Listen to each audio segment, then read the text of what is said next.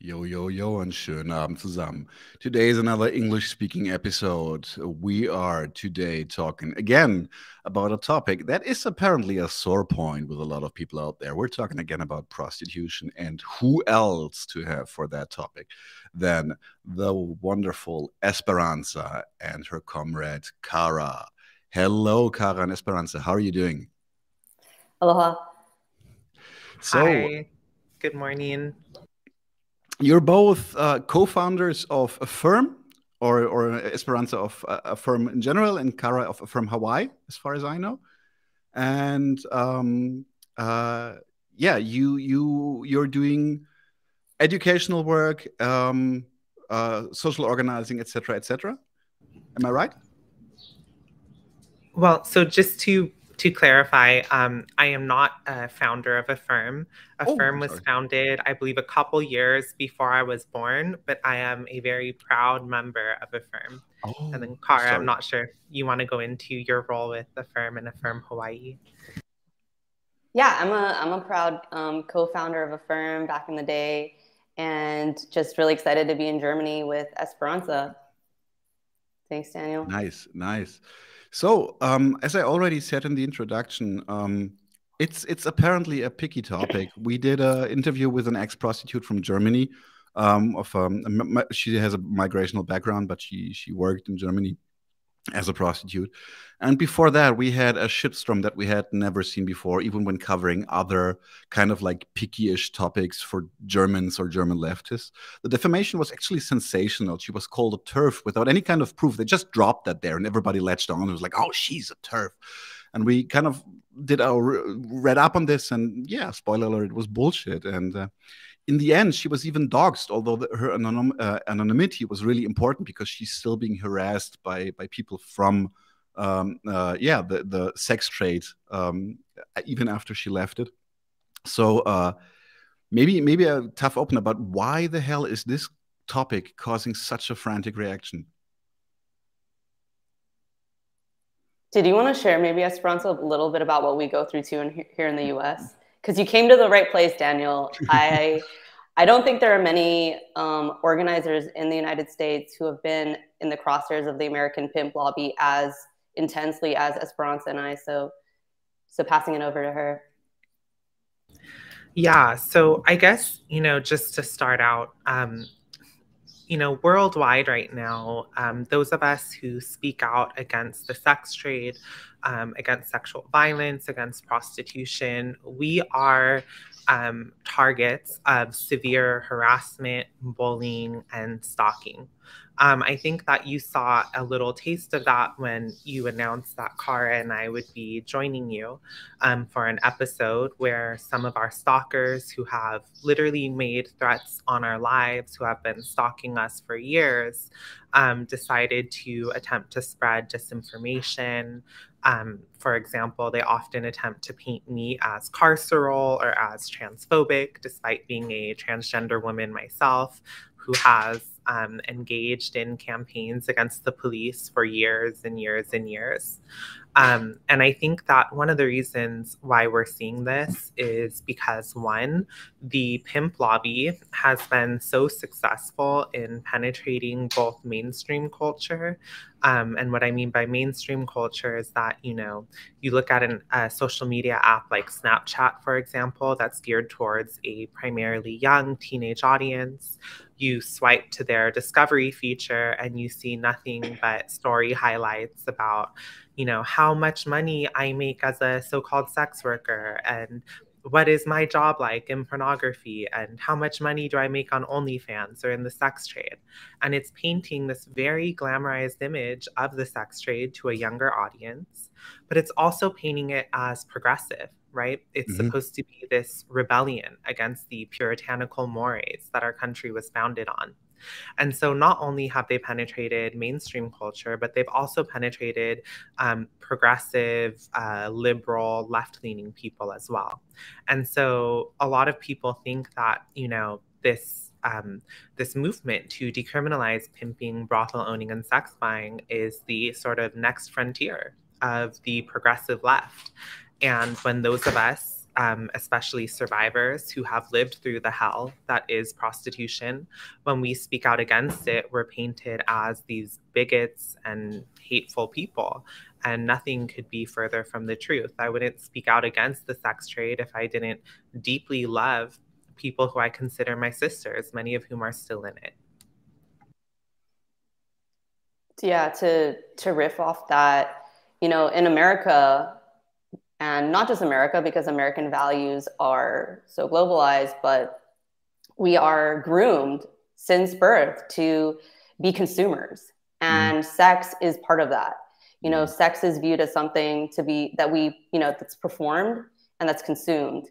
And it's not even something personal anymore. It can be an industry and a state regulated thing, right? It's a commodity. And then the other thing, and the other thing, though, I would say, just for some context that kind of keeps me afloat, is that, you know, this frantic reaction isn't new. In fact, I think that it was even more dangerous to be anti-sex trade in the early 1800s in Hawaii than it is now in some ways. You know, because prostitution has never been fully accepted by everyone as a natural thing. It has never been a given. It has always been hotly contested. And, you know, Native Hawaiian leaders, specifically the prime minister in the mid 1800s or early 1800s, who was a woman, Queen Ka'ahumanu, she resisted the development of the sex trade in Hawaii and faced the threat of war. The very first US military vessel that came to Hawaii was in 1826. And it was captained by this guy who had the moniker Mad Jack. And he and his, you know, crew arrived, and they were outraged because they expected to be handed women. And not only were they not given women, but they were denied access to Native Hawaiian women by the Queen, by the actual policy. And so what they did, it's called the Battle of Honolulu.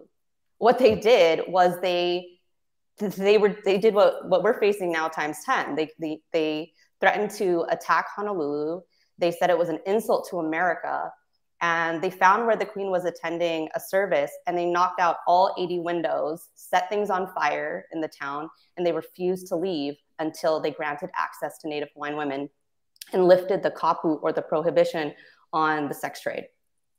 And so this is how this idea really germinated, and this institution took hold here through violence and through the same type of frantic reaction that we're seeing today. So we have to really, I think, remember as leftists what Native Hawaiians knew back then, that the idea of the commodification of women is the most dangerous idea to an egalitarian and just society. Mm-hmm. I have to go back to what you just told me, because I'm a bit baffled. That is a crazy story. Like violently forcing a country to start prostitution, or to open up for prostitution. But what you said, like that leftists should have an anti-prostitution stance, because when we did the interview with Kali a couple of weeks ago, we kind of started like looking through our own archives, like anarchist or communist literature. So what do the like the old wise people, like the starters of the leftist movement, have to say about this? And it was in unison. Like, be it Emma Goldman, be it Karl Marx, you know, all of them were talking about how prostitution being a scourge on women constantly. And a common ground was what you just said, that prostitution is a specific emphasis even of labor exploitation. It's like a pinnacle of labor exploitation.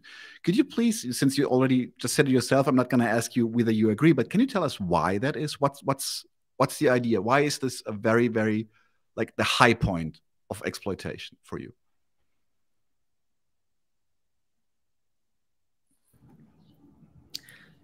I guess I'll just say something brief, and then I'm sure Khara will expand on that. But, you know, at Affirm, we really we take the study of history to be very important, and we prioritize that.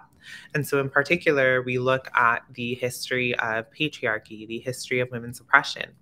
And we look at, well, how did women's oppression start? So often we hear prostitution is the world's oldest profession. We actually understand it as the world's oldest oppression. And that's because prostitution arose at the same time that class society, class domination, and slavery, ancient slavery arose, right? And so we understand prostitution throughout history as women being the first form of private property. And that is a very important point. And I think that connecting it back to your first question, when we understand that women were the first form of private property, and we see how deeply embedded patriarchy, patriarchal culture is within our thinking, we understand why challenging women as private property would provoke such a backlash. And then additionally, when we talk about, colonialism and imperialism, whenever we see, imperial conquest, we always see the women being forced into prostitution. It's deeply connected with militarism. For example, when you look at why the sex tourism industry was created and expanded all throughout different parts of Asia, for example, that is a direct result of imperialism and, military conquest. And so for us, we see the liberation of women as, the sort of, the liberation of women completes a revolution, is what we say. And we connect it back to women as the first form of private property through prostitution and slavery. Mm-hmm. Esperanza said that so well. I mean, just kind of to reiterate that if you actually use the science of Marxism, if you even, give a just cursory look at history, it's clearly not the case. When the disintegration of subsistence economies happened and the wage labor system, Native people were forced into the wage labor system here in Hawaii. I'm going to keep going back to here. You see that prostitution was set up to catch all the women who couldn't enter the wage labor system. So it's just very clear from history. If you do an investigation of history, it just substantiates the analysis of revolutionary thinkers around the world. There is one thing which is kind of like a common thing you say quite often, which was a little bit new to me. I feel a little bit ignorant about that, but you're using the phrase also in your writing or in other interviews a little bit. Now it's becoming again like a motive. It's anti-imperialist feminism. So you already pointed out that practically the legalization of prostitution in Honolulu was through an imperialist act. So since I kind of assume that most Germans don't really can fill that term anti-imperialist feminism with a lot of content, could you do that for us and maybe also kind of go into detail? What's the specifics about what differentiates this from other radical feminist approaches, or is it part of other radical feminist approaches? Esperanza did some really, I think, great slides about this recently. So if you want to go, but I can too. Go ahead, sis. Yeah, so I guess just to sum up what my thoughts are on this, I think that we understand that patriarchy takes different forms as, it develops throughout history. And today we live in an imperialist world where patriarchy, the subjugation of women, the oppression of women, the commodification of women is maintained chiefly by the imperialist system. A firm is an organization of women who come from backgrounds of surviving colonization, imperialism, military conquest. And so for us, it's very clear the role that imperialism and militarism play in the oppression of women. And we understand liberal feminist approaches, which, do not have a critique of the state or of the world imperialist system, to fall short of what it takes to truly liberate women, because we understand that, none of these issues we're talking about, one, are only domestic, right? We understand them through a transnational lens. For example, when you look at the system of prostitution in Germany, you see that over 81% of the women who are registered in legal brothels are not even from Germany. They're from poorer countries, right? And so it's really impossible to understand the situation of women without understanding the chief role that imperialism plays. And so for us, you know, there is no real feminism that is not anti-imperialist. Yeah, I'll add too that, you know, sometimes, like, bringing this full circle, one of the smears that we get is SWERF, which is just laughable because we don't meet that definition at all. You know, we are obviously led and inclusive of sex workers, prostitutes, survivors, exploited people.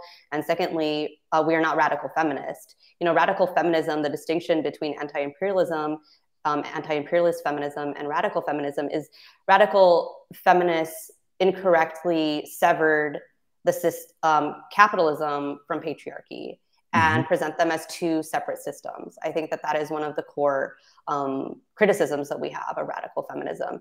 And for us, we, you know, have a more holistic picture, and they tend to turn, you know, as has been written, Marxist feminism on its head and locate the primary contradiction and antagonism between men and women and locate that in biology. So we don't take that stance as affirmed and in our study or activism. Can you quickly elaborate a little bit more what stance you're taking?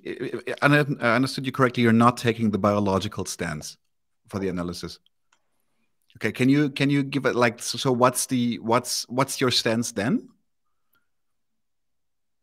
Sure, I'll pass back to Esperanza, so I'm not talking the whole time. Go ahead. No, it's good. It's good. Yeah. So sorry, could you just, was the question, what is the our question stance? was not like because you're saying like you're not using like a biological stance to patriarch exploitation of women, but what stance are you using? What's for you the root cause of patriarch exploitation? Yeah, so again, we do not see patriarchal domination, patriarchal violence as inherent or natural or God-given. And so for that reason, we avoid sort of biological essentialist understandings of women's oppression, which I think is actually finding a resurgence through different fields like biological anthropology, which, you know, you really see sort of try to provide biological or evolutionary explanations for male violence and male domination. But we see it as a historical phenomena. And like all historical phenomena, it was created and therefore it can be destroyed. And so we see it again as stemming from, you know, ancient society, sort of the first states when they were created, where women were the first form of private property, right? Ancient slavery was first practiced on women before, you know, it was later expanded to include men as slaves. And so for us, we understand the abolition of the imperialist system as, you know, a necessary step in the abolition of patriarchy. But of course, we also don't simply believe that, you know, any social revolution itself is enough to really root out patriarchy. And that would require years and years and years of struggle, ideological, you know, communal struggle against these patriarchal norms that we have really internalized. I think this is an important distinction to make between like the essentialized, often liberal criticism of patriarchy, where like men are just like that, but where I have to kind of like cut them some slack is like we are. I have to say we, because I also had to learn a ton of stuff. We have internalized a lot of misogyny, and like one of them, which is actually a topic for like the topic for me in terms of prostitution, is like a lot of guys, I have to say, still feel that they are entitled to have intercourse when they want it. So that's kind of like it's actually interesting when you talk to I'm not even saying like you're talking like to the worst macho in the room. Like if you're just talking to your everyday like coworkers, etc., they still kind of like yeah, but why not? It's like you know, maybe you don't have the right to have intercourse, same as you don't have the right to subjugate other people. Yeah, and just really briefly, I want to say that's also really at the core of our analysis, which is that, you know, we're not simply fighting prostitution while attempting to maintain all of these other institutions of rape culture. And there are some people who do that, right? We do see liberal organizations who perhaps want to fight prostitution, but don't see the necessity of fighting other institutions of rape culture in our society. And I think for us, we see prostitution as one of the core institutions of rape culture because it's based on male entitlement to women's bodies, or bourgeois entitlement to the bodies of people from lower classes, right? And I think for us, it's that we have to fight against this idea of sexual entitlement. And prostitution is a chief institution promoting that idea. I agree. I agree. I just want to get quickly a little bit more into the systemics of prostitution, and I was impressed that you already had your numbers right about the ratio of migrant prostitutes in Germany. I just want to quickly sketch out what the situation in Germany is.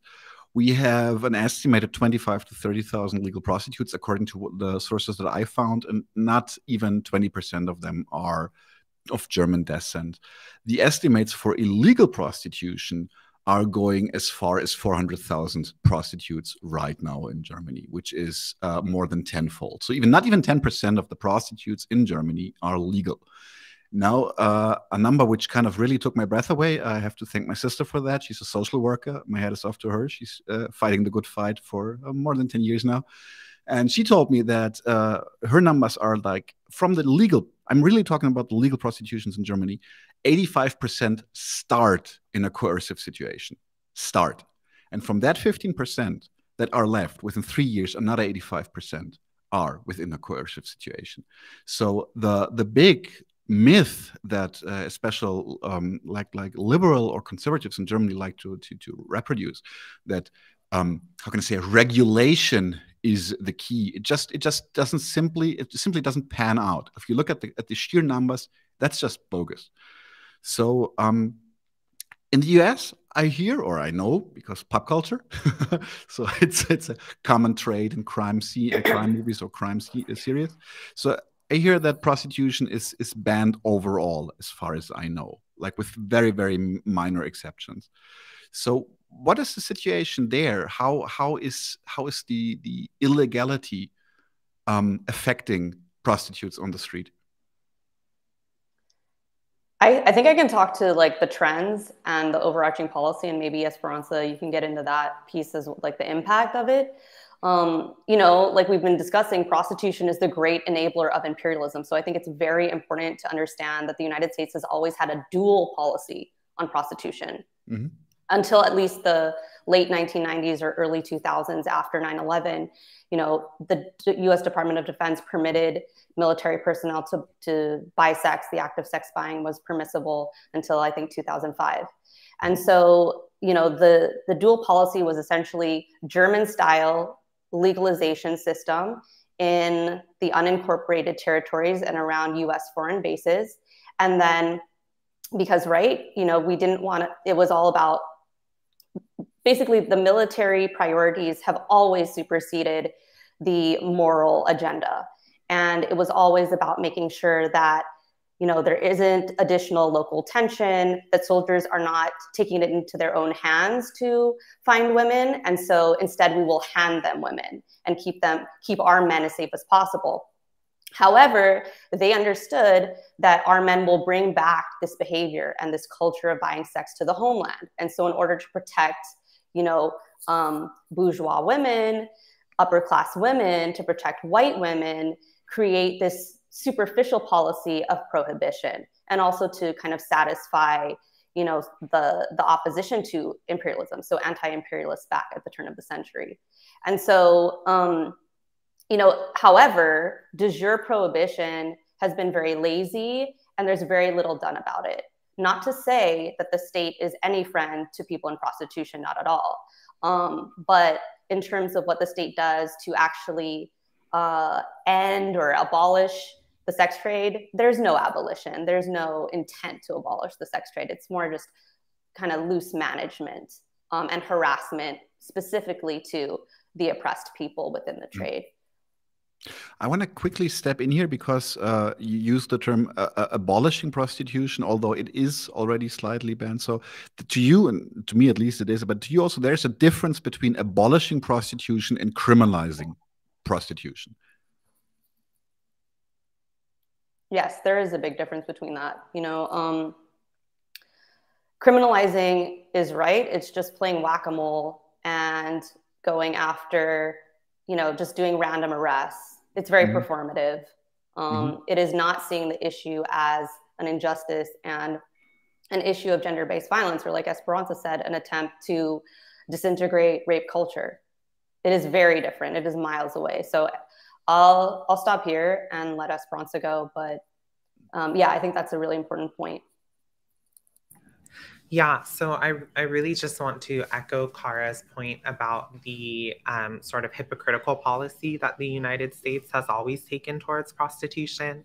I think that whenever we look at, you know, the history of United States policy towards prostitution, we always forget about what the U.S. military's policy was when the U.S. military has occupied, you know, over half of the world's, you know, sovereign nations, and their policy has always been to promote military brothels by, you know, forcing, pressuring, recruiting women from the nations that they were illegally occupying to serve, you know, U.S. soldiers. And I think that it also stems from this deeper sort of Christian hypocrisy around prostitution, which is that, you know, the position of the Christian church throughout history has always been for the preservation of prostitution. You know, everyone from Augustine of Hippo to St. Thomas Aquinas have all supported preserving prostitution as a necessary social evil. And so we see this Christian hypocrisy also reflected in the policy of, you know, the US state. But I think that, you know, when we talk about criminalization, of course, we do not see criminalization as the road to abolition. And we especially oppose the criminalization of people in prostitution, people exploited by prostitution, because we take a class analysis, right? So we see that in general, there's sort of two classes of people within the sex trade, the exploiters and the exploited. The exploiters include brothel owners, they include pimps, and they include sex buyers, because those three groups of people either profit or benefit from sexual exploitation. And then there are the exploited, and those are those of us who are in escorting, prostitution, you know, different parts of the sex industry. And part of the hypocritical policy of the United States has been to criminalize the same people that the state pushes into prostitution. So, for example, when you look at transgender women, Black women, poor women, right? It's those of us who are, you know, victims of state violence through, you know, discrimination, you know, harassment, poverty, conditions that the state puts us in, which push us into prostitution. And then that same state that makes us vulnerable in the first place then criminalizes us for it. At the same time, most sex buyers will never spend a night in jail. And so what our position is like, hold on, we don't want to expand the legal rights of the sex buyers, the pimps, or the brothel owners. We do, however, want to decriminalize people that are exploited in the sex trade, but we understand that the full abolition of prostitution will necessitate the abolition of the imperialist system and the abolition of patriarchy, of capitalism more broadly. So a full abolition of prostitution, in your personal opinion, is not possible within the capitalist system? Well, so I would like to say, while we understand the full abolition of prostitution as not being possible under the capitalist system, that does not mean that we do not fight the system of prostitution in the here and now. In the same way that we might say, you know, fighting the exploitation of workers, ending the exploitation of workers is not possible under capitalism, but that doesn't mean we give up our fight against the exploiting class. Yeah, it's the same like why we advocate unions, etc., as like stepstones towards a social revolution. Yes, I totally agree. And because, sorry, I just want to say, and even because, you know, it's not all talking about a zero-sum game, right? It's not just abolition or not. It's also, you know, you look at what policies increase the sex trade and what policies shrink the sex trade. And even being able to reduce the amount of sexual violence, of sexual exploitation that occurs within our current system is still worth it, in my opinion. I think a little bit this is where the transnational approach is really important, because I read up a little bit. Sweden was one of the first or one of the major countries to actually criminalize buying sex, not selling sex, but buying sex. So the so-called Nordic model, they were one of the main guys. But that actually increased the prostitution in the countries around Sweden, because it has to happen apparently somewhere, and this is why I think this we cannot overstretch this like internationalist approach to fighting patriarchy and prostitution. I remember your interview, Esperanza, that you gave to the guys from This Is Revolution, who I really appreciate, and you said something which kind of like clocked in as logical to me from what I know of the US, but I'm still very much interested. I would like for you to share with our German listeners as well. You said that prostitution is practically, I remember you saying like almost a rite of passage for trans people in the US. Like it's almost a given. Can you explain why that is and how that sounds hellish, to be honest? Yeah, so from the data that we have, we know that 1 in 5 transgender people have been in the underground economy, and 1 in 8 transgender people have been in prostitution. So if you take a group of 8 trans people, one of us at least is going to be in prostitution, right? And so that's a lot of people. That is far higher than the number for the general population. And a lot of people, especially liberals, so-called progressive liberals, they push this idea that this is what transgender women want to do, right? We're just naturally sexual, we enjoy being fetish objects. Okay, but sorry for laughing, but that's really that is bullshit. Yeah, and so what these people are doing is actually really horrible, because when you look at the transgender community, you see that we are 4 times as likely than the general population to have an income of under $10,000 a year, which is, think about that, 4 times as likely to have an annual income of under $10,000 a year. We are more likely to be unemployed, to be underemployed, and then we also face pervasive discrimination in terms of healthcare access, education, housing. Even in states where it is illegal to discriminate against us, landlords and bosses still find ways around it. And that sets up the conditions that push us into prostitution. And so for transgender women, unless you are independently wealthy, it is expected that at some point you will have been in prostitution. And this is, in my opinion, the sex trade is the place where our society sends transgender women to die. I've had so many friends die in the sex trade.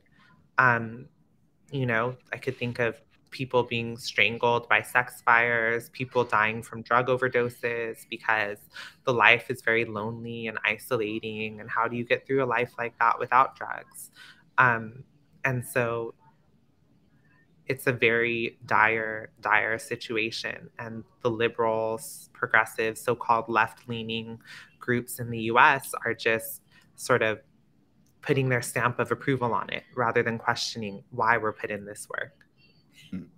I would really like to pick this one up, because that is something that is kind of like taking my breath away a little bit, with the overwhelming evidence that it's a shitty business that dehumanizes you, that alienates you from yourself, like to no end. I also personally know some prostitutes. None of them are happy about that. So I really like just talk to the people. What the fuck happened? So, but as you said, I have the feeling we have a huge shift in the stance towards prostitution, even within the so-called left. And I have to stretch the so-called, because I'm really pissed about that topic. So especially the liberal left, but also what you said, left-leaning people, they are starting to be like performative pro-sex work. They even advocate that like as part of their leftist identity. I'm so left. Sex work is work. And even declaring it as an empowerment for women, which is the moment where I'm kind of like, hey, this is bogus. But maybe I'd rather ask two of you, what happened? Where is this coming from? This doesn't even make sense. I have to be honest, it doesn't make sense for me at all. You want to start, Khara?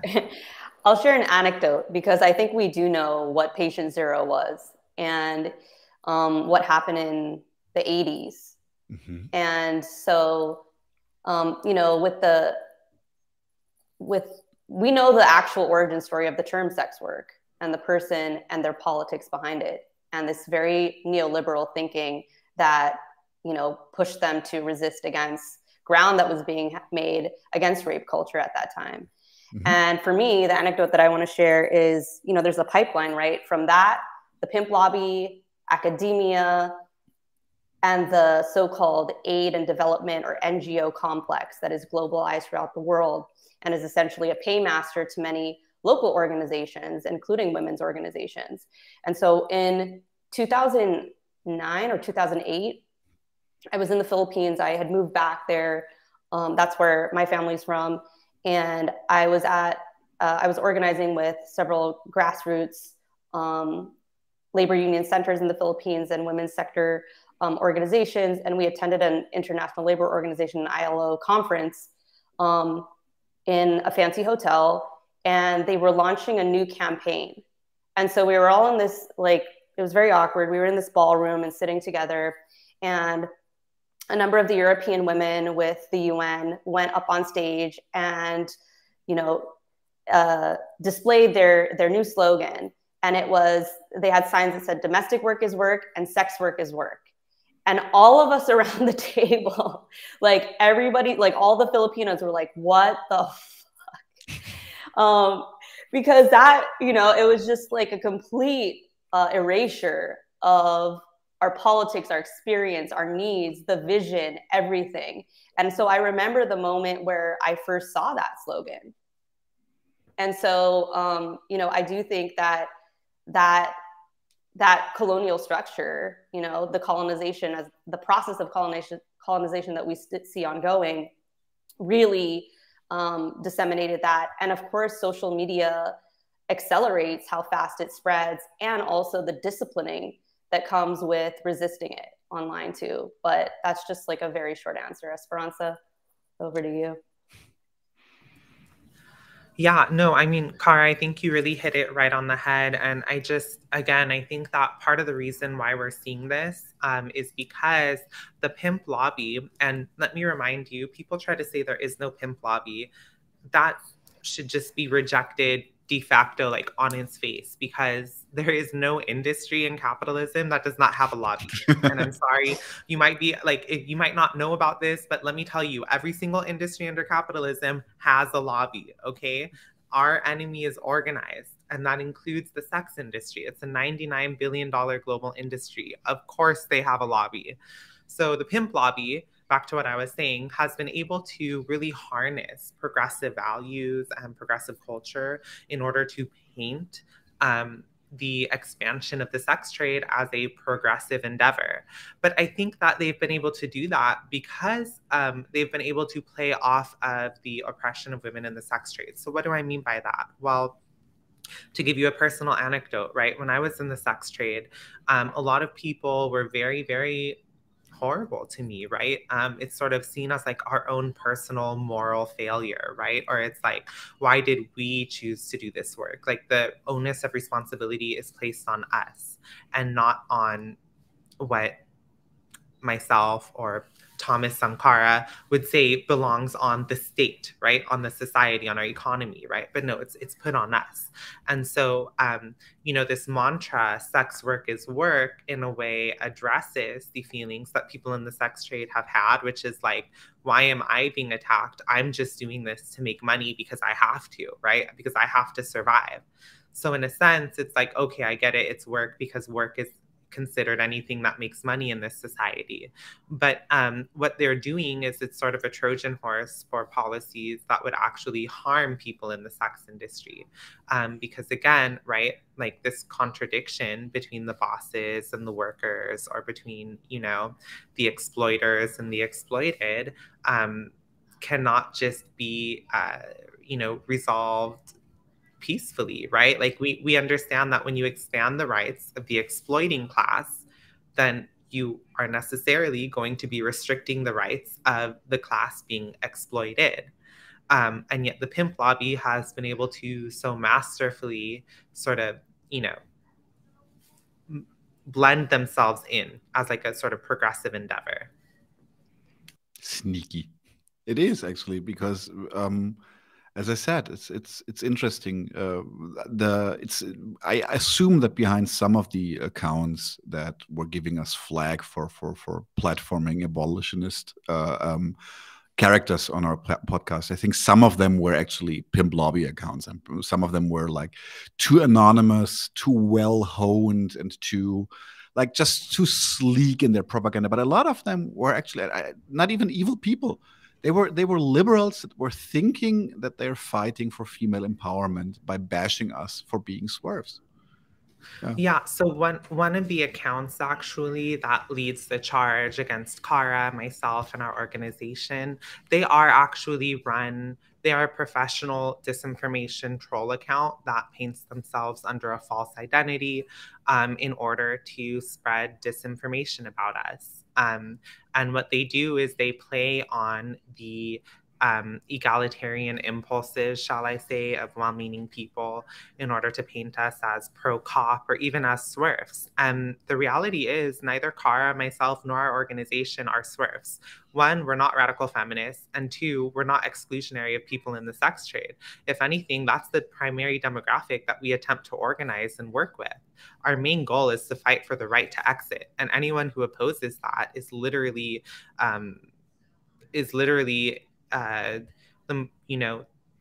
pro-male violence. I mean, how can you oppose a group of people fighting for the right to exit the sex trade? Yeah, the pimp lobby has really co-opted feminism, but they forgot about Affirm. And so here we are, and we are really, steering everyone. I mean, we're changing the game, right? And that's our role, is being in the vanguard. And so, another thing too, I would just add, is that they really don't want us to talk about Germany. They say, okay, our common ground between, sex trade abolitionists and full decrim sex trade expansionists is we both agree that we don't want the German model. And so they want to keep Germany and Germans out of the conversation, because they're pretending that they can have a fully deregulated industry, which there is no, nail salons, anything has some regulations, right? And so they're pretending, though, that they can have an industry with zero state involvement, because any type of governance to them is considered carceral. Like, there can be no governing of this industry. Otherwise, that's carceral. And that you can have something, right, that will not devolve into Germany. When in fact, in Hawaii, right around the time when my mother was born, we had almost an identical system to Germany. And the United States is much more similar to Germany than it is to, say, New Zealand, which they claim is a paradise, which is also completely false. We had in Hawaii, up until, World War II, we had a licensure system, basically like a factory style prostitution system. The US Department of Defense set the wages. The Honolulu Police Department rotated the women out every 3 months. There was, mandatory inspections, health, workplace protections, all of that kind of stuff. And so, and so they want to keep us from talking about what that will look like, because then it gets really ugly. And so they really want to keep Germany out of the conversation, which is why I'm so appreciative that we're building this partnership today and, getting to meet your audience. Hey, audience. Yeah. And sorry, could I just add really briefly? Yeah, no, to please. Yeah, so one of the things that I wanted to say is that what we're seeing too is a lot of dishonesty around, saying, oh, we accept the failures of the German legalization system, so we're pushing for decriminalization.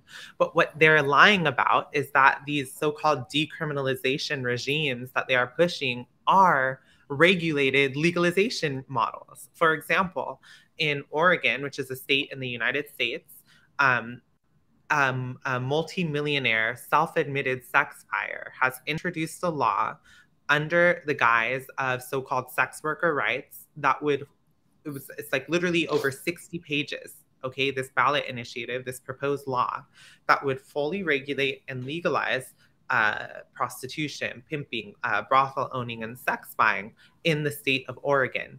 Now, it is over 60 pages of regulatory law, and yet it's being presented as this sort of full decriminalization model, not legalization. And so we're seeing like this very like disingenuous push saying, oh, we're not embracing the legalization model, we're embracing full decriminalization. But yet here is the legalization model packaged under a different name. And that's what they're sort of pushing here.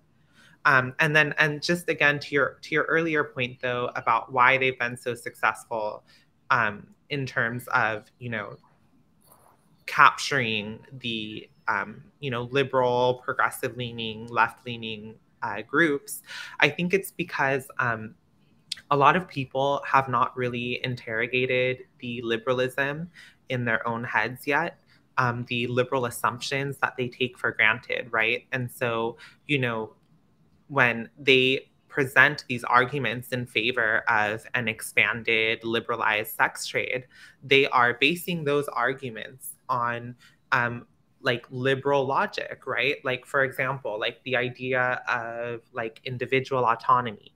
No Marxist is going to look at someone and see that person in a vacuum outside of their social conditions, right? Outside of the conditions of wage slavery. And yet arguments in favor of individual autonomy are literally that, right? You know, we also see this sort of right to accumulate wealth as like a sort of prioritized right over all other rights. And so we see, you know, that argument played into why we should support expanding the sex trade. And so I think that if people really start to interrogate their own liberal, settler colonial, capitalist, individualistic assumptions that they have taken for granted for some time, then they might start to see how this pimp lobby propaganda has essentially, you know, played off of that in order to capture them. What's kind of like it just popped up into my head right now because a topic which I think shares a little bit of similarity with prostitution is, I don't know the English word, I'm sorry. It's when you practically get pregnant for another couple. There's even what's it called? Leihmutterschaft in German. What's the English term? Surrogacy. Surrogacy. Jesus Christ! I should have known that. Sorry about that. So, we, for example, right now with the Ukraine crisis and the metric shit ton of refugees pouring in through Poland especially into Germany, we already have stories that there are pimps waiting at the train stations, like snatching the women before they even can register to any, like making them practically like disappeared persons because they snatch them before they can register. And also like there's an increase by a surrogacy industry.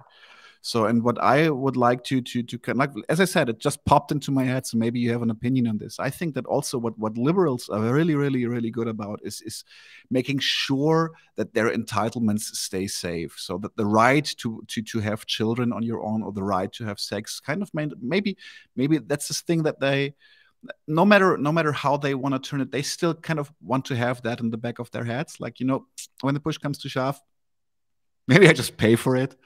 So maybe this is also one of the reasons why this is so successful, because in my personal opinion, like most of the people that we interacted like in a conflicting way on social media seem to me like a pretty okay, well off, so let's say at least middle class whiteys. So maybe there's that. I don't know. What's your stance on this? I would just remark that it's remarkable that people somehow convince themselves that the rules of capitalism don't apply to these markets, and that, you know, going after a supply and relying on a supply of cheap and vulnerable people isn't exactly instantly what the market will do. And it is no different in commercial surrogacy. So, you know, I don't know if we have a written stance on the issue, but we apply the same exact analysis and oppose surrogacy. Absolutely. And, you know, again, this really does stem from our study of history, because when you look at the oppression of women and even the development of class society, it did start with the appropriation of women's sexual and reproductive capacities. And we see that long lineage of patriarchy and class domination present today, chiefly in the industries of prostitution and surrogacy. And I think that, you know, what I find to be so insidious and hypocritical is that you have these people arguing for the decommodification of land, the decommodification of water, the decommodification of food. And yet we talk about the decommodification of our bodies, of women's sexual capacities, of women's reproductive capacities, and somehow that makes us a swear for our turf. I don't understand. And I think, again, it really does stem from this imperialist idea that, you know, and I think we're seeing this now among different sexes, genders, even races in the imperial core countries. But this idea that being a citizen of the empire entitles you to these privileges that are built on the backs of third world women, whether it's, you know, surrogacy or prostitution. And I think that, you know, challenging that imperial core mentality is extremely important. I agree. I want to quickly, because you already said like there are some discussions that people don't want to have. They would like not to talk about Germany, which I find I follow your logic. I'm just surprised that we are special to this cause. But one thing that really irks me a little bit is I'm a steadfast abolitionist. I will make no compromise here for prostitution, for surrogacy, you name it. But there's one thing, it's not a but in the sense that I'm not, but it's more like a but. But I don't know exactly how to tackle this issue, because a lot of abolitionists that I know of, for example, call for strict regulation. Like very strict regulation. And when as I pointed out with the example of Sweden, they implanted stricter regulation, and they, from what I've read, please contradict me if you have other numbers, they just pushed the prostitution out of Sweden into the surrounding states that have not such a strict regulation on prostitution. And apparently sex tourism from Sweden to other countries has increased significantly as well. Fun fact: Germans are very, very, very, very. It's even a stereotype in German comedies that Germans are avid sex tourists. I don't even know why, because we actually have it here already. But you know, I don't know. No, but I'm not kidding. Like there's like dark humorous approaches to Germans practically raiding Thailand every year, looking for young looking females. But my actual point is regulation kind of seems to only diverge the issue from one center to another. So how can we cannot apparently rely on the bourgeois state to abolish prostitution. So what can we do here? Since Esperanza already said like we cannot do nothing, but what can we do? What are the steps that we can take as not even as human beings to kind of tackle this issue? Well, I think that Esperanza made a really good point, right? At the very minimum, that doesn't mean that we should remove all. The state should not sanction more exploitation. No. We should not remove all the barriers to exploiting the most vulnerable people in society, or tax it and profit off of it and get addicted to profiting from sexual exploitation and becoming an official pimp, a literal pimp. But in Hawaii, what we've done is lead with something based on all of the history that I talked about in a model that we call Bodies Back, which is not just about policy, but it's comprehensive, and it views the sex trade in its correct place in society. And so, that includes, there's a lot that we can do right now. We can focus on implementing and ensuring comprehensive sex education that combats the messaging and propaganda from pornography to our youth, that teaches respectful and non-transactional healthy relationships with one another, including respect for gender identity and diverse sexualities. We also need to combat anti-trans discrimination and let trans people live.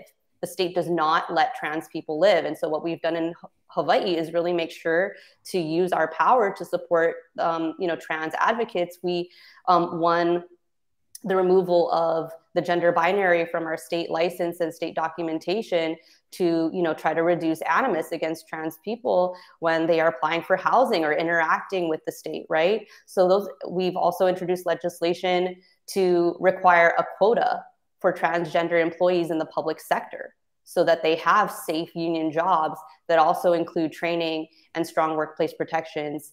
We've also introduced legislation for, we passed legislation where the first and only place in the United States where if you've been arrested and convicted for prostitution, you can vacate that and expunge your record. So there's many more examples, but I think the last thing I'll say too that we can do is demilitarize Hawaii and other places where that are being just ripped apart by the prostitution military complex. In the US Department of Defense parlance, it's called BRAC, base realignment and closure. And interestingly, in Hawaii, the DoD was pushing to reduce the troop level here in Hawaii by tens of thousands of people.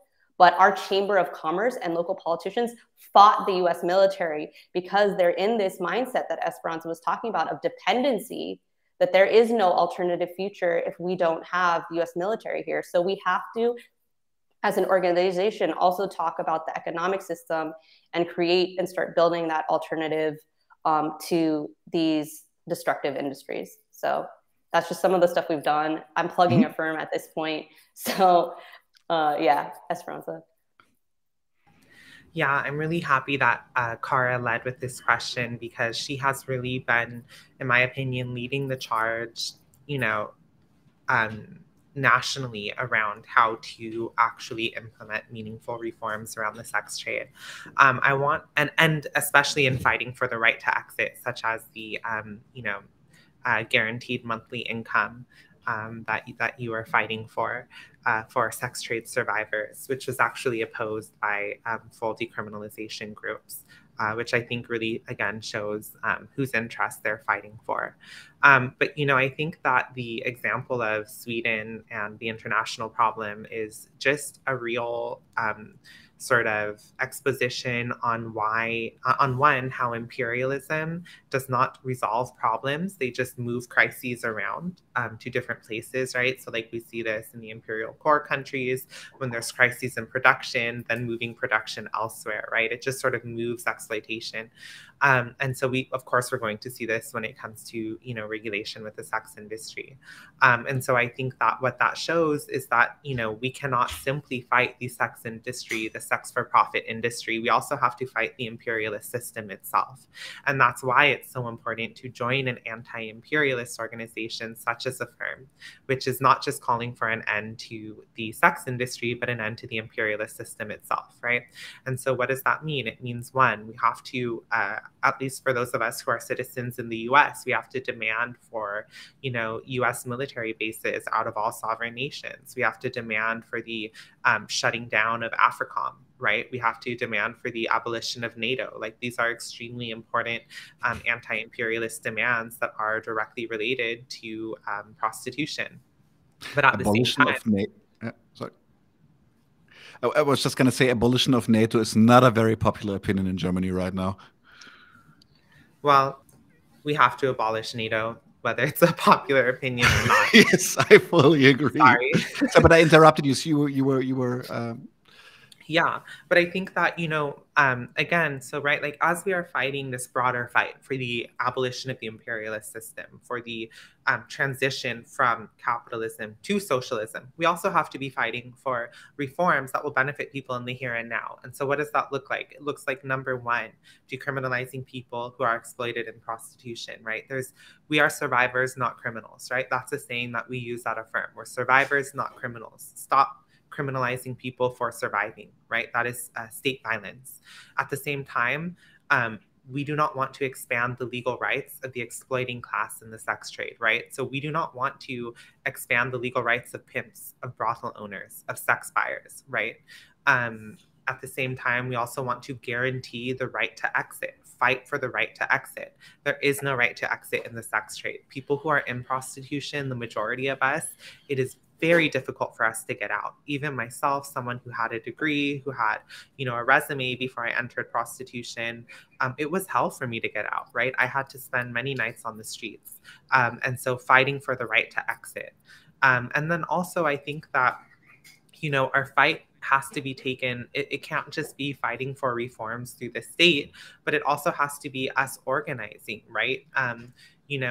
We have to organize defense groups against pimps, against sex buyers, right? Against perpetrators of male violence, right? We have to organize our neighborhoods, our workplaces, our communities, and not just rely on the state to do this fight, but we have to take this fight into our own hands. And I think we've seen this, for example, if you read one of Butch Lee's books, I believe it was The Military Strategy of Women and Children, she talks about how, trafficking survivors from Nepal literally took up arms and would literally free women from the hands of their traffickers and then organize them to fight other traffickers, right? And I think we should get inspired from that stuff and see how we could create that here in our conditions. Mm-hmm. So a little bit of a grassroots approach. So meet the people where they are, organize them, empower them, help them out of their learned, how can I say, helplessness, and move them towards fighting. Yeah. And then just one other thing too that I want to say is that it's also the role of education really cannot be downplayed, right? From a young age, boys are taught sexual entitlement to women, or to other boys as well, right? If you have money, then that money is power in a capitalist society. And you're taught that you could use that money and that power to get what you want. And I think that taking an educational approach, focusing on boys and young men, also really can't be understated, really challenging that assumption that they have this sort of entitlement to women's bodies. Mm-hmm. I have one question. He's actually a regular viewer. He's asking again for the title of the book that you were just saying.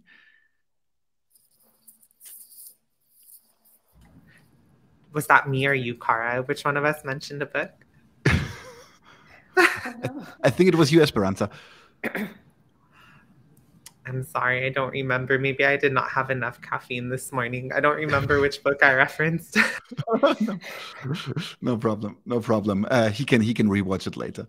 I really like the attitude where you say that you cannot downplay the role of education, because I do think that a lot of people don't have malicious intent. Like it is malicious maybe in the end and the result, but it's also like the way that they're brought up. That's not that saying that they're victims, but it's saying that if you really want to grab at the root cause of something, you have to change people's mindsets about certain topics. It's just not enough to regulate it after the fact. And also, I want to say I remembered the book because I saw it in the comments. It's called The Military Strategy of Women and Children, written by Butch Lee. And it's available on Kurz Kleber Deb. Okay, thank you. Nice. We had one question that I would like to ask you, because you kind of already got into this just a little bit. And we have one viewer asking, I was wondering if you could say something about abolitionist stance on the porn industry.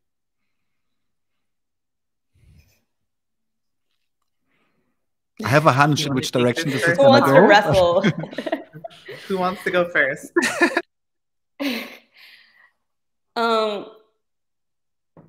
I mean, it's the propaganda arm. It's the grooming arm.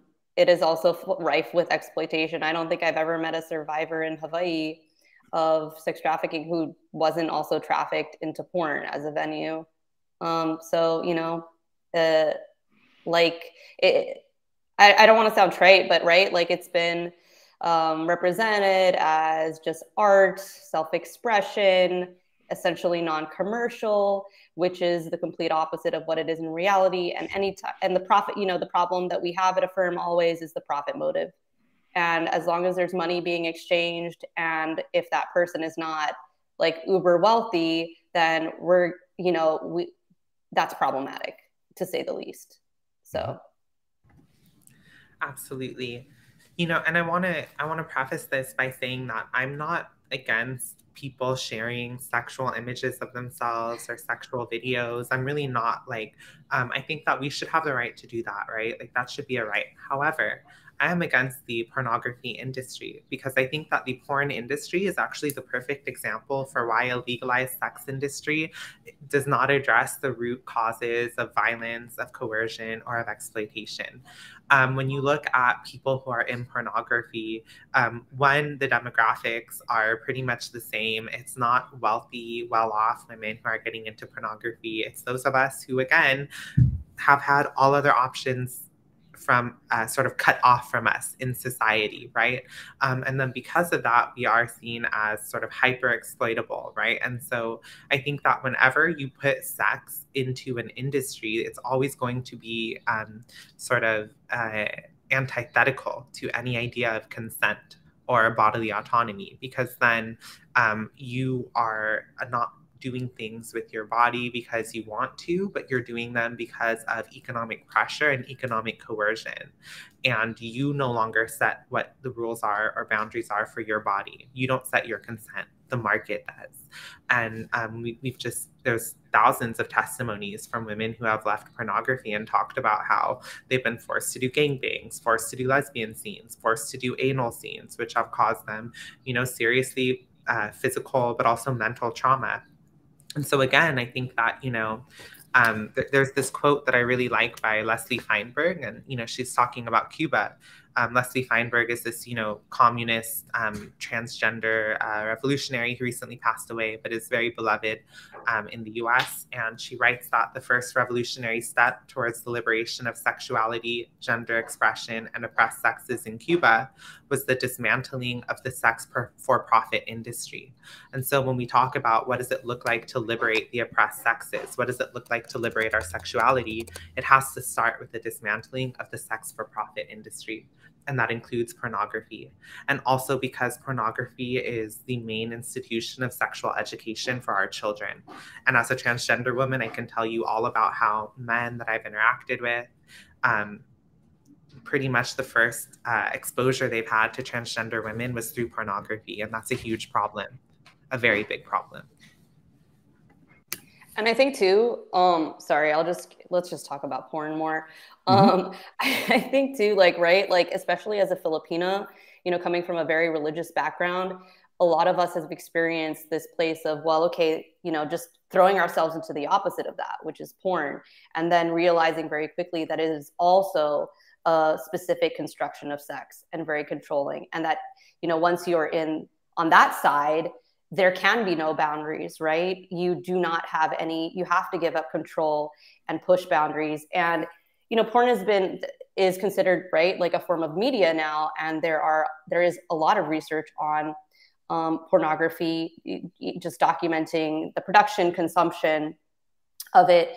And it is factual that, the pornography that most people are producing, mainstream heterosexual pornography, is increasingly violent, right? And that people are increasingly mimicking pornography. And it is increasingly misogynistic. And so, and it is also linked to, increased sexual harassment. And so seeing pornography as something that exists outside of, that doesn't impact real life, for some reason we still, that's the message, is absurd. And it plays a central role in everything that we're talking about. Mm-hmm. I would absolutely. No, so you go first, Esperanza, please. Okay, sorry. We could talk about pornography all day, but just another thing that I want to say is that, again, bringing it back to, the sort of left-leaning, like liberal progressive groups in the US, a lot of people also don't understand that pornography is a monopoly industry, right? Like you look at, for example, how MindGeek is the world's largest porn conglomerate, right? And they maintain this monopoly over the porn industry. And as their policies that they've implemented have resulted in, the uploading of child sexual abuse material, of trafficked women, whether it's on OnlyFans or on Pornhub, you see the exploitation of homeless people, of poor people. I mean, this is a very, very violent industry. And I don't think that we as a society have really taken a step back like we need to and really looked at like, what is the effect of what we call fantasy, which is never just fantasy because it always involves real people, right?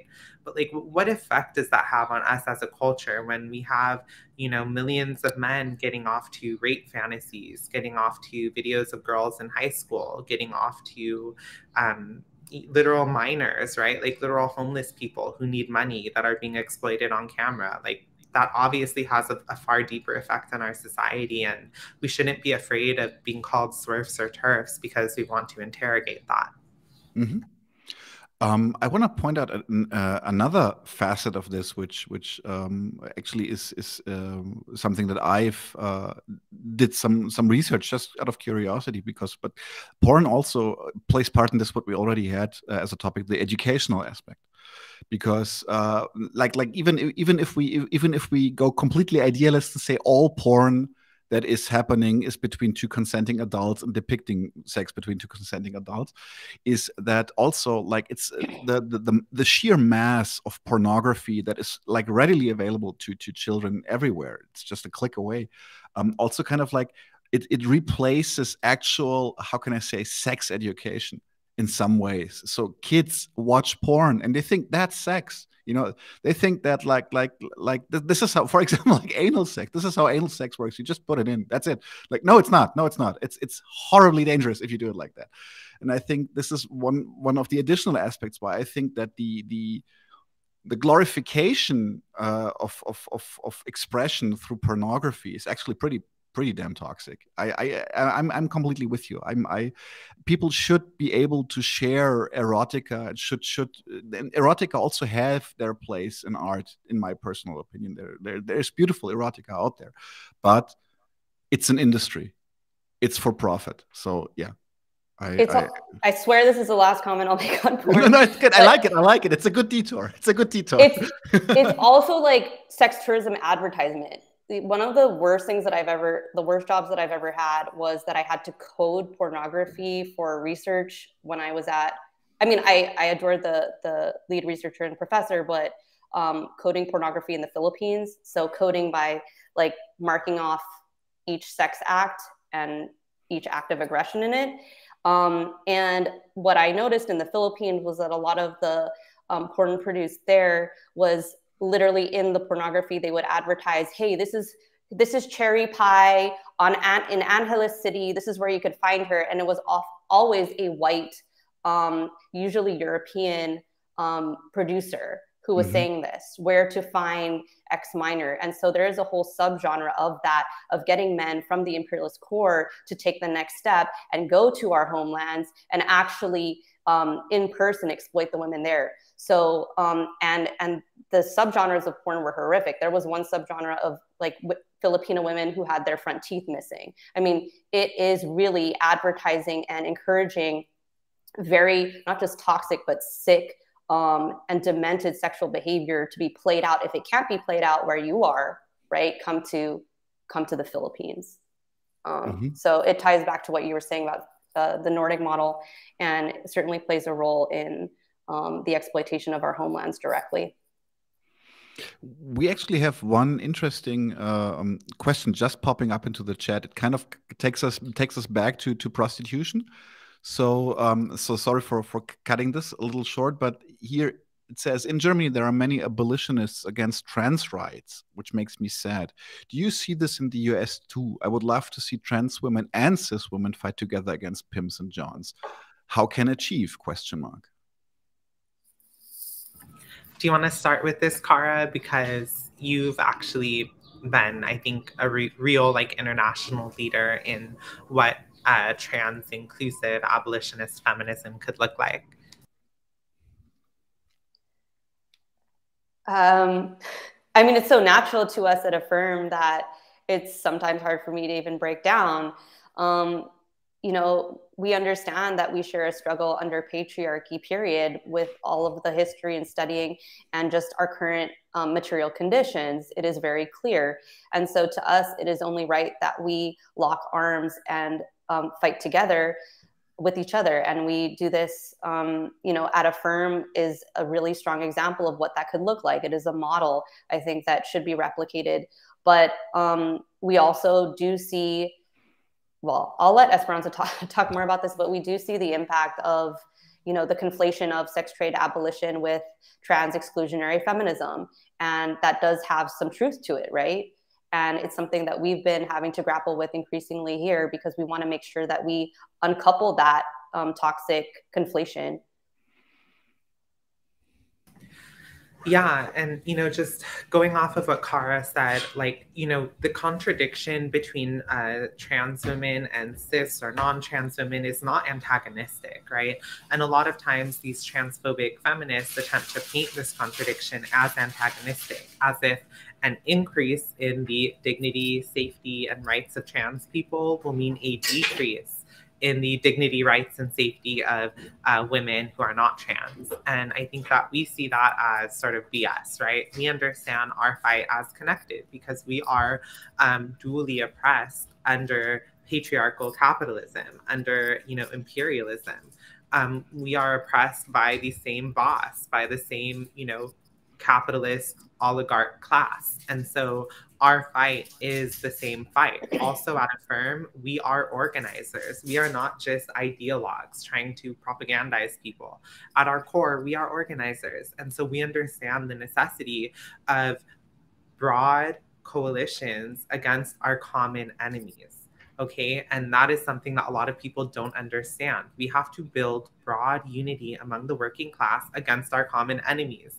And you're not going to do that if you attempt to separate people and divide them, right? And scapegoat different vulnerable populations. So we see our fight as connected. But I think that one of the big reasons why we see this connection between sex trade, abolitionism, and transphobia is because the left, when I say the left, I mean sort of revolutionary left, has largely retreated from this issue of critiquing the sex trade, critiquing the sex for profit industry, and because of that, who else has been there to fill the void? It's been the sort of transphobic feminists. But I think that, also we see a rise in transphobia among that segment of feminists because the pimp lobby has so masterfully been able to exploit the vulnerabilities that transgender women face and have attempted to say that anyone who is against the sex trade is transphobic because so many transgender women are forced into the sex trade. And then because of all the harassment and bullying and backlash, people might just be like, well, then I'm just going to embrace the transphobia. Mm-hmm. Actually, regarding the trans topic, this could be another thing that could be an episode in itself, because we at 99ZUEINS, we've been actually trying to get a German-speaking trans activist to talk to us and give us an interview ever since we were founded 1.5 years ago, and it's really hard to get trans people to talk to us that are actually social revolutionaries and not just trying to how can I say, fight for normalcy within the already oppressive and exploitative system. And now my question is a little bit, did we ask the wrong people? Or is the trans topic kind of occupied by liberals right now? And why?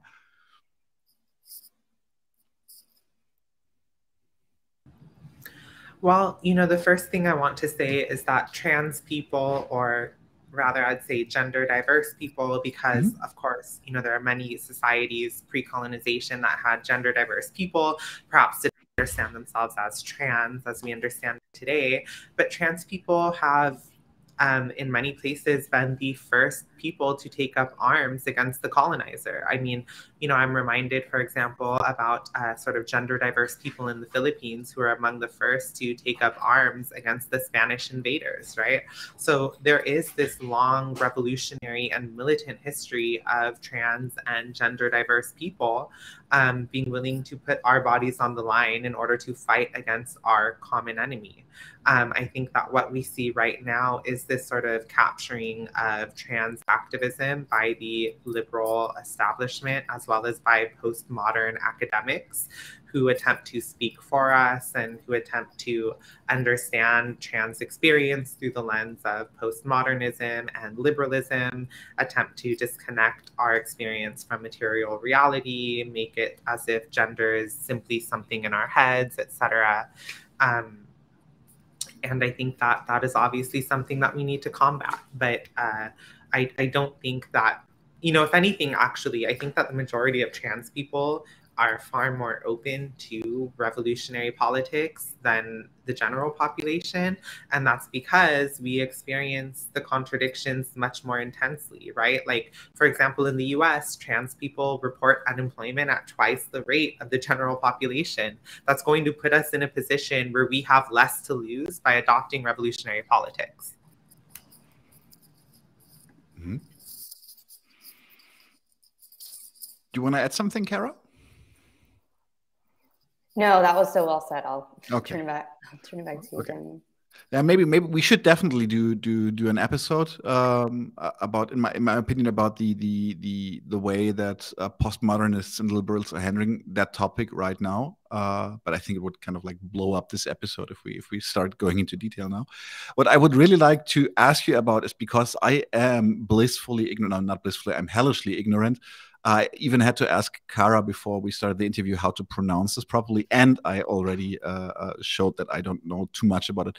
You have been mentioning affirm a lot. You've been mentioning it like when we wrote you, Esperanza, saying like, can I bring someone else from affirm as well? So I don't think affirm is very well known in Germany so far. So can you after you already told us so many wonderful things that you're doing, can you give us a brief introduction? What is affirm? Where is it from? And where's this going? So affirm is a badass organization. Affirm, welcome to Affirm Germany. Affirm is an acronym, so it stands for the Association of Feminists Fighting Fascism, Imperialism, Refeudalization, and Marginalization. So that little 3 in there was for the 3 Fs. Mm-hmm. So the name says it all, right? But to unpack, you know, who we are, we want nothing less than the disintegration of the capitalist system and patriarchal institutions and ideologies within it. And so, you know, I know it's cliche to say we want to dismantle patriarchy, but that, you know, it is what it is. Yes. And we exist outside of the grip of the nonprofit industrial complex. We are not funded by the government or any philanthropist. So we are purely unincorporated, which means that we have the freedom to fight as we may. And, you know, for us, I think what's so unique about Affirm, so we have chapters of Affirm throughout nations occupied by the United States at present. And the organization is formally structured. So this means that, you know, since the late 80s, we have been organized in a way that is incredibly intentional.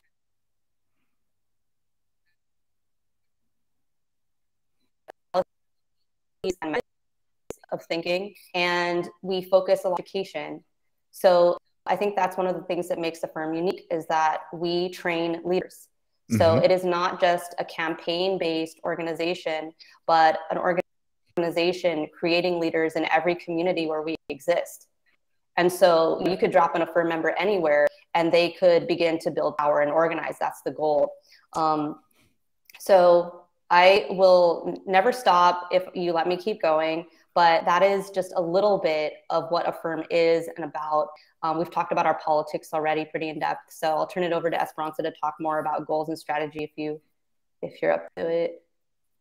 I have to I think you're gonna take it as a huge compliment, because it is. When I announced the episode with the two of you, I had a comrade write to me. He is actually part of it's called the Berliner Krankenhausbewegung. It's like a labor struggle movement for medical workers in the hospitals in Germany.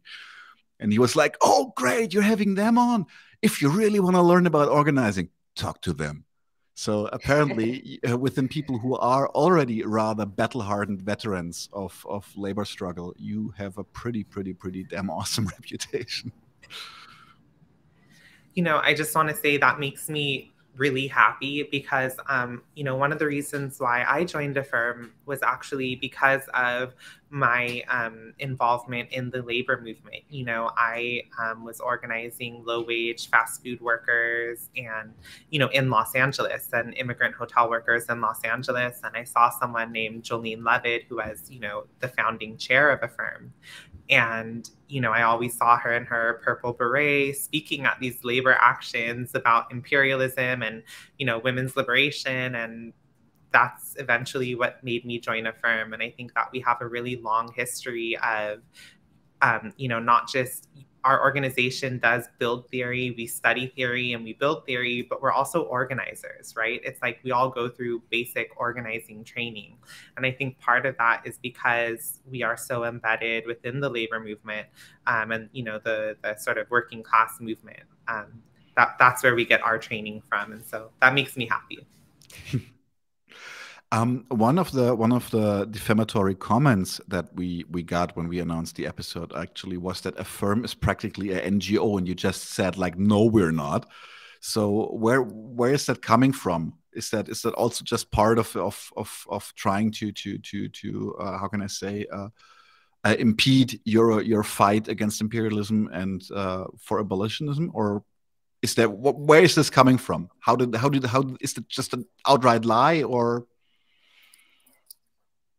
insecurity and a projection? I think we're actually one of the few organizations that I can think of, and I'm in like the women's rights space in the US, and I don't even know of another organization that doesn't have nonprofit status, to be honest with you. So, maybe it's just, I think they're jealous. I don't know. What do you think, Esperanza? Well, I think, again, I think that we are a very dangerous organization. We are an organization of women who come from, backgrounds of colonization, of surviving imperial plunder. We have trans and gender nonconforming people in our organization, working mothers. I mean, we are representative of a broad coalition of women who are coming together in order to fight one of the biggest industries that's on the brink of expanding to get even bigger and make even more profit. So of course they're going to come for us hard. Because they can't simply use all the smears against us that they might use against other organizations. I mean, we are completely volunteer-led. We don't have a single paid staff member. Not that it would compromise us if we did, right? I think that there's obviously a need for full-time professional organizers, but we've survived for decades as an all volunteer-run organization. And I think that goes to show you the commitment that our members make, right? These are not people who just have all the time on their hands. I mean, these are working class moms, like people that deal with everything we all deal with. And then they still decide to come week after week, right?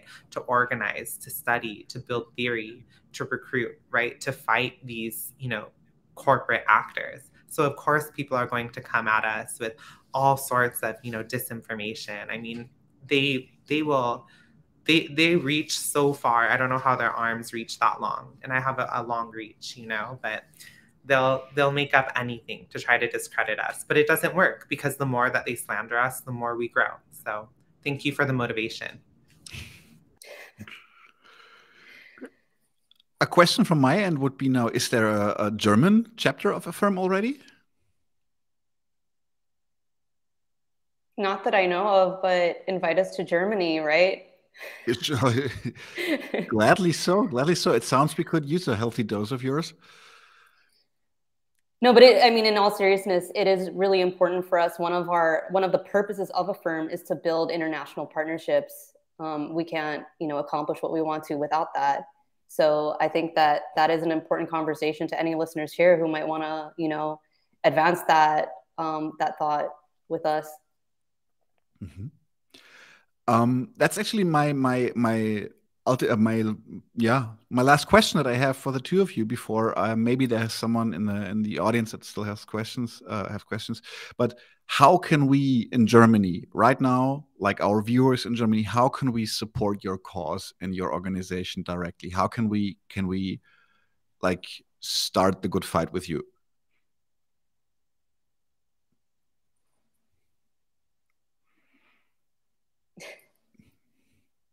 Well, I think that, you know, so I can start and then Khara, please do fill in. But I think that one of the things is that, you know, if you are a member of an organization in Germany, we would love to connect with you.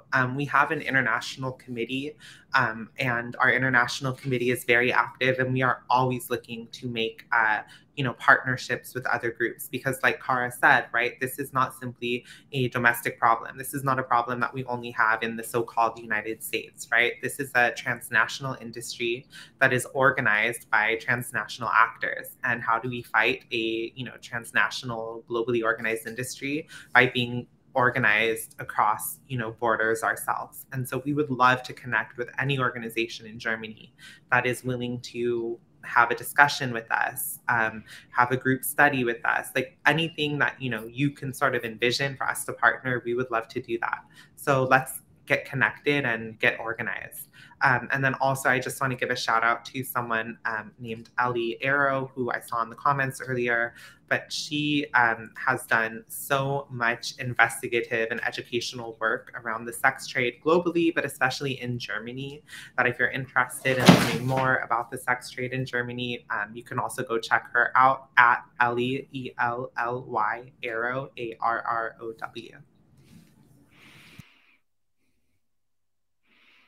Yeah, the only thing that I would add in terms of like, you know, besides building a formal, you know, formal relationships and the structures together is, you know, we don't speak German, right? And so, you know, we can't reach the people of Germany. And, you know, one of the biggest terrains, you know, we focus on a blend of organizing strategies, but, you know, we don't neglect the digital terrain as a huge battleground. And so I would like to encourage you to be vocal, you know, to be vocal online. It is, I know it can be intimidating, but honestly, 2 or 3 people joining in shifts the entire conversation. And Esperanza and I, and the, you know, the members of Affirm who are on here, Mikey, Jolene, we are living proof that you will not be canceled for being brave. You will not be canceled for continuing the line of revolutionary work. In fact, people will join you. People want to hear this message deep down. They understand that the transactional lie of, you know, sex is corruptive deep down. They are ready for the message. And so don't be scared to deliver it. We will throw down for you online. We will protect you online. You know, it's someplace that we can meet each other regularly, right? Since we can't go to Germany. So we'll see you there. And we hope that you come out for this issue. It is a core issue of the left. It is not a peripheral issue. So we especially encourage like our men and male identifying colleagues to come out with us too, because this is your issue. It serves you. It's meant to serve you. So no one is a better speaker on it. As you know, all of us are impacted by this issue. Mm-hmm. Nice, very beautiful, really beautiful. I can emphasize this just a little bit from our own experience. When we did the first show about prostitution, we got a shitstorm, but I have to say, in the end, we got so many messages, people telling us that they are rethinking their stance on prostitution, on sex trade, etc., etc. So I have to say it was definitely a net benefit for us to be courageous about this. So yeah, be courageous. I have to say this was an absolutely delightful talk with the two of you. I'm very happy that we had you on, and I would be very happy to have you on again sometime, maybe some different aspects of this topic or a totally different topic altogether. So from the bottom of my heart, thank you to the both of you for taking your time. Khara, even before breakfast coffee for you, and Esperanza before lunch. I think this is the hugest how can I say, spread that we ever had in terms of like geographical guests. I think we're spanning several thousands, tens of thousands of kilometers right now with this session. Thank you so much for being here. Do you have anything you want to say, like as last remarks, any call to action, any fiery pep talk before we call it a night or a day for the two of you? I just want to say that, again, dismantling the sex-for-profit industry is a core issue for anyone who considers themselves a radical or a revolutionary. The sex-for-profit industry is the place where women, working class women, transgender women, colonized women are sent to die. And it's also the place where we see the widest acceptance of liberal and capitalist individualist arguments to explain away and justify oppression and exploitation. And so if you consider yourself a revolutionary or a radical or sympathetic to these ideas, then you must adopt the position of abolishing the sex-for-profit industry. And I think that developing transnational, international solidarity against these huge global exploiters that literally get rich off of the sexual exploitation of women like ourselves is extremely important. And so I look forward to building broad unity against fascism, against imperialism, and against the sex-for-profit industry. I'm pre-caffeine. I've expended my fire, I think, Daniel, and I don't want to, let's leave it on Esperanza. We'll see you in Germany, hopefully, everybody. Thanks so much for inviting us and just sending, salamat and mahalo to you. Thank you. And everyone, have a good night. And the two of you have a great day. Thank you. Bye. Thank you. Solidarity. Always, always. Leute, wir brauchen eure Hilfe. Wenn euch dieses Video gefallen hat, klickt auf Like, abonniert den Kanal und vergesst nicht das Glöckchen zu drücken, damit ihr benachrichtigt werdet, wenn wir neuen Content droppen. Außerdem solltet ihr uns überall folgen, wo wir verfügbar sind. Das ist Facebook, Instagram, Twitter und Twitch. Und wenn wir irgendwelche Ankündigungen machen oder Posts, dann shared, was das Zeug hält. Gebt uns all eure Liebe. Wir haben mittlerweile ziemlich signifikante Kosten. Wenn ihr es euch irgendwie leisten könnt, unterstützt uns doch auf Patreon. Dann kommt ihr auch in den Genuss verschiedener Vorteile, wie zum Beispiel Zugang zu unserer Discord-Community oder Zugang zu den ultrageheimen Patreon-Episoden, die wir dort posten. Außerdem könnt ihr uns natürlich auch über PayPal Spenden zukommen lassen. Außerdem haben wir mittlerweile einen eigenen Online-Shop. Das heißt, wenn ihr euch immer noch fragt, was ihr euren Lieben zu Weihnachten, Ostern oder sonst wie schenken könnt, geht dorthin und kauft duftes Merch. Alle Links dazu hier in der Beschreibung oder auch auf unserer Webseite 99ZUEINS.de. Vielen Dank fürs Dabeisein, danke für die Unterstützung und wir sehen uns in diesem Theater.